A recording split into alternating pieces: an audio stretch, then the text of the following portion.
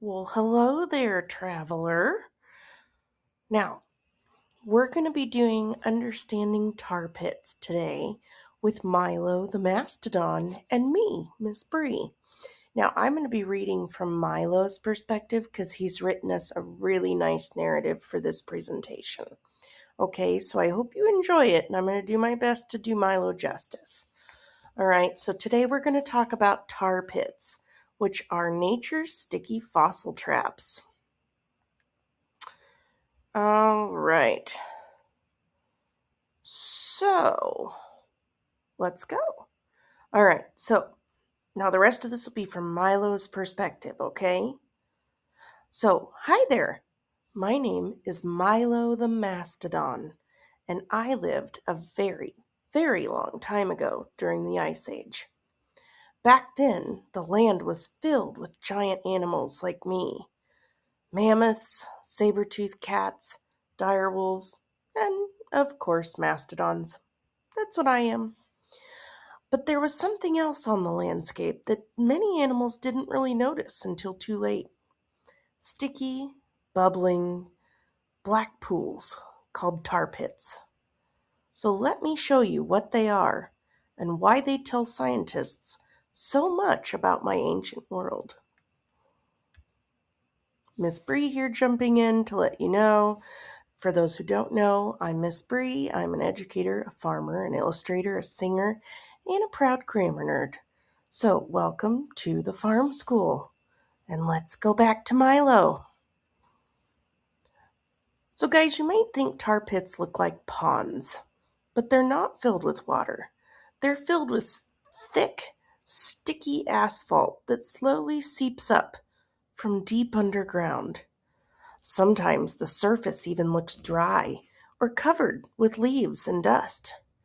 Animals like me walking across the land might not realize anything was wrong until their feet started to stick. And once you were stuck, escaping was very difficult. My mom used to always tell me to watch out for the sticky marshes. Now, where does tar come from? Well, deep beneath the ground are layers of rock filled with something called crude oil. Now, that oil formed many millions of years ago from tiny plants and animals that lived in ancient oceans, like way older than me. Now, over time, heat and pressure transformed those remains into petroleum.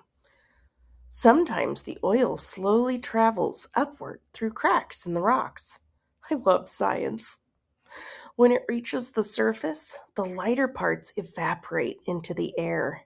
What's left behind is the thick, sticky material we call asphalt. And that's how tar pits form.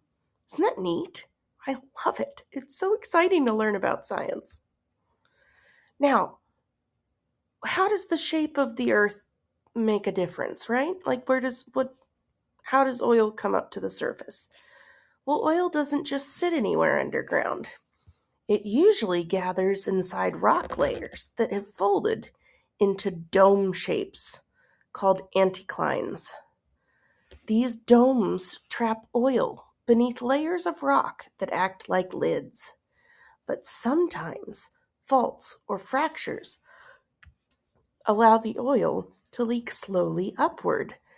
That's when it reaches the surface and forms tar pits.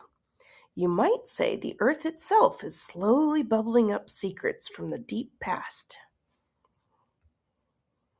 Geology is just the coolest. Now, you might be wondering, what exactly is this sticky stuff called tar? And when I say sticky, I mean sticky. Well, it all begins deep underground with something called crude oil. Crude oil formed millions of years ago from the remains of tiny plants and animals that lived in the ancient oceans. Over time, layers of mud and rock buried them. Heat and pressure slowly transformed those remains into petroleum. But crude oil is not just one substance. It's actually a mixture of many different chemicals, mostly something called hydrocarbons, which are molecules made of carbon and hydrogen. Some of those hydrocarbons are light and thin, almost like gasoline. Others are thick and heavy. When oil seeps up to the surface, the lighter parts evaporate into the air.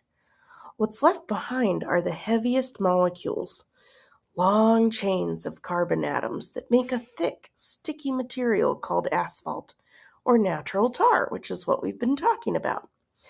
Now, these heavy hydrocarbons can contain more than 50 carbon atoms in a single chain, which is why tar is so dense and slow moving. I mean, that's like putting 50 humans together in a chain and you have to carry them all. You'd be really slow too. That sticky asphalt is what forms the tar pits. And once an animal stepped into it, escaping was very difficult. So the tar that trapped many Ice Age animals was actually the leftover remains of ancient oil, slowly bubbling up from deep beneath the earth. So now let's talk about some famous tar pits all around the world. So obviously one of the most famous tar pits in the world is in Los Angeles, California. It's called the La Brea Tar Pits. La Brea is one of the most famous tar pits in the world. For tens of thousands of years, tar has bubbled up there from underground oil deposits. Scientists have found more than 1 million fossils in those pits. Imagine that. An entire Ice Age ecosystem preserved in sticky asphalt. Now, tar pits don't exist in just one place, remember. There are several around the world. Just in California, there's another one, the Carpinteria tar pits. They preserve plants, birds, and mammals from the Ice Age. And these all continue to bubble today. Now, we're also going to talk about two others. One, in Azerbaijan, a place called Binagadi Asphalt Lake preserves fossils of cave lions and ancient horses. And in Trinidad, there is a massive deposit called Pitch Lake, the largest natural asphalt lake on Earth. The Earth is full of fascinating geological surprises. So let's take a look at them. Next up, the Binagadi Asphalt Lake, which is in Azerbaijan. Now, this one gives us so many more clues about the ecosystems of my time, right? I lived thousands of years ago, and this helps scientists learn about what was there when I was alive. And then the Pitch Lake, which is in Trinidad, this is the largest natural asphalt deposit or tar deposit on Earth. Can you imagine? This lake covers about 100 acres. For the record, an acre usually in America will have up to 5 houses on it, okay, in a neighborhood. So if you have 5 houses for 1 acre, that'd be 500 houses worth of land. Isn't that crazy? I know. Now, I mean, we didn't have houses when I was alive, but I imagine they're pretty snazzy. Okay, now let's talk about fossils. Science is the coolest, guys. Now, here's how many animals ended up in the tar. A deer might have stepped into the sticky surface and get trapped, right? And as it struggled, predators like direwolves or saber-toothed cats would come to investigate. But they too could become stuck. So as this happened, over time, many animals sank deeper into the asphalt. Layer upon layer of bones built up over thousands of years. The tar pit became a natural trap, like a pest trap, and eventually a treasure for scientists. Tar pits are actually excellent fossil preservers. Once bones sink into the thick asphalt, they are protected. There is very little oxygen inside the tar, so bacteria that normally break down bones cannot survive easily. That means skeletons can stay preserved for thousands of years. And that's why scientists can study my Ice Age world in your time. They're quite similar. I was talking to Jeffrey, the giant Irish elk, the other day, and he said that he talked to you guys about peat bogs the other day. And, I was thinking these tar pits are not that dissimilar in how they preserve fossils. So it's pretty neat how different things can work pretty similarly. The fossils found in tar pits show what life was like during the Pleistocene Ice Age, which is when I was alive. Scientists have found dire wolves, saber-toothed cats, coyotes, giant ground sloths, birds, insects, and animals like me, mastodons. Every fossil tells a story about the animals that once roamed these ancient landscapes. And I have to tell you, those saber-toothed cats were really, really scary. They used to growl at me. Now let's talk about life inside tar pits, which seems kind of odd because we're talking about fossils, right? You might think that nothing could live inside thick asphalt, but life is surprisingly adaptable. Scientists have discovered bacteria inside tar pits that can survive with almost no air and very little water. Some of these microbes can even break down the hydrocarbons. Remember we talked about those? The chemicals found in oil. Studying them might help scientists clean up oil pollution in the future. So, even though my time has passed, these little tiny life forms are still thriving in the tar pits. Isn't that crazy? Now let's talk about the environmental effects of tar pits. Now, first up is tar pits and greenhouse gases, right? Tar pits release gases like methane. Methane is a powerful greenhouse gas that affects Earth's atmosphere. For example, at the La Brea tar pits, methane seeps out through cracks in the ground every day. Methane is something that is affected by everything we do in life. So, by studying these natural emissions, scientists learn more about how gases move through Earth's systems. Now, I should tell you something important about tar pits. They may look like quiet pools of dark mud, but they can actually be very dangerous even today. I know we said, we talked about how they were scary for us, but you have to know they're still dangerous today. Long ago, animals like deer, horses, or even mastodons like me could accidentally step into the sticky surface. And at first, it just felt like maybe you were stuck in thick mud, like when your shoe gets stuck. But then the asphalt grips your feet tighter and tighter, like quicksand. Struggling only makes it worse. And many animals became trapped this way, which is why so many fossils are found in tar pits. But the danger doesn't stop there. Deep below the ground, gases from crude oil, especially methane, remember we talked about that, can slowly build up and escape through cracks in the earth.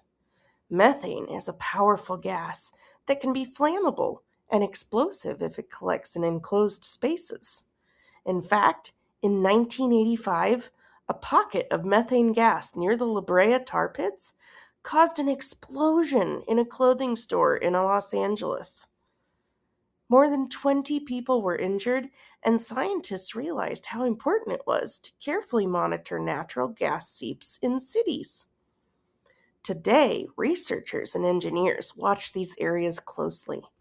They install sensors and vents to safely release gas and protect nearby buildings. So while tar pits are amazing places for learning about the past, they also remind us that Earth's geology is still active, bubbling, shifting, and sometimes a little dangerous. So even a quiet patch of ground might be hiding a sticky secret below. Now let's talk about plants and climate clues. So what do the plants tell us? Did you know that fossil plants can tell scientists what I ate? Isn't that cool? Tar pits preserve many more things than animals. They preserve plants, all sorts of things, but we're going to talk about plants right now. Scientists can study the carbon inside ancient plant fossils to understand how plants responded to changes in atmospheric carbon dioxide long ago. So, to understand how plants responded to these changes from the methane in the atmosphere, okay, in the sky. These clues help researchers understand how ecosystems reacted to ice age climates. So now let's talk about humans and tar pits. Humans have always made use of the tar pits. Humans discovered them long ago. Indigenous peoples used tar as a natural glue. They used it to seal baskets, waterproof boats, even attach tools to handles. Later, settlers used tar for roofing and construction materials. Did you know that even today people use tar for roofing? It's true. And today people study tar pits to learn more about ancient environments. Tar pits are like time capsules. They preserve animals, plants, microbes, and environmental clues from tens of thousands of years ago. Because of them, scientists can understand ice age ecosystems, predator and prey relationships, climate changes, and the evolution of animals like me. Without tar pits, much of the story of my world would have been lost forever. I may have lived a long time ago, but thanks to the fossils preserved in tar pits, scientists can still learn about my world. The tar that once trapped animals has become a doorway into the past. So the next time you hear about tar pits, remember, they aren't just sticky pools. They're windows into ancient ecosystems and into the lives of animals like me. Thanks for listening to my story, and thanks, Miss Bree, for reading it. Sincerely, Milo the Mastodon. Oh, thanks, Milo. I'm glad you came. So I hope everybody enjoyed Milo's presentation today, and I will see you soon. Make sure you stay subscribed and keep in touch for every new video every day. All right, enjoy your learning.